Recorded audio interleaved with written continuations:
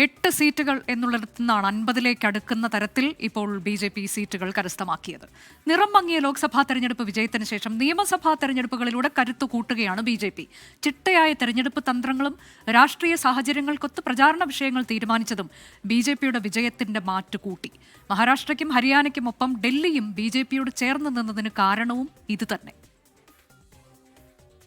BJPയുടെ നിറം മങ്ങിയ ലോക്സഭാ തെരഞ്ഞെടുപ്പ് ജയം ആത്മവിശ്വാസമേകിയത് പ്രതിപക്ഷ സഖ്യമായ ഇന്ത്യ മുന്നണിക്കായിരുന്നു.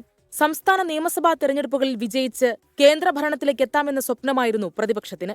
ഇതേസമയം തിരിച്ചടികളിൽ നിന്ന് തിരിച്ചുവരവിലേക്കുള്ള തന്ത്രങ്ങൾ ഒരുക്കുകയായിരുന്നു BJP ക്യാമ്പ്. BJP നേതൃത്വത്തിനു മുന്നിൽ മഹാരാഷ്ട്ര, ഹരിയാന, ജാർഖണ്ഡ്, ജമ്മു കാശ്മീർ, പിന്നെ ഡൽഹിയും മാത്രം. അരയും തലയും മുറുക്കി RSSും അടുത്തട്ടിലേക്കിറങ്ങി. ജാർഖണ്ഡിൽ ഭരണം തിരിച്ചുപിടിക്കാനായില്ലെങ്കിലും മഹാരാഷ്ട്രയിൽ വമ്പൻ ജയം BJP നേടി. ഹരിയാനയിലെ ഭരണവിരുദ്ധ വികാരം തിരിച്ചറിഞ്ഞ BJP അവിടെ മുഖ്യമന്ത്രിയെ മാറ്റി, പുതുമുഖങ്ങളെ രംഗത്തിറക്കി, ജാതി സമവാക്യങ്ങൾ മാറ്റി പരീക്ഷിച്ചു.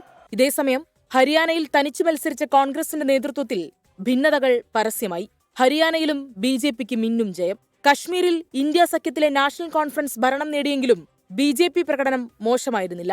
BJP നേതൃത്വത്തിന്റെ ലക്ഷ്യം പിന്നെ ഡൽഹിയിലേക്ക് മാത്രമായി. തലസ്ഥാനവും പിടിച്ചു.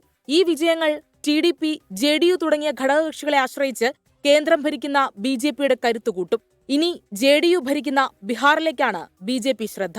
നിതീഷ് കുമാറിന്റെ JDUവിനേക്കാൾ ബീഹാർ നിയമസഭയിൽ അംഗബലമുള്ള BJPക്ക് അവിടെ വിജയത്തിന്റെ മാറ്റുകൂട്ടേണ്ടത് കേന്ദ്രഭരണത്തിനും അനിവാര്യം. Political desk 24.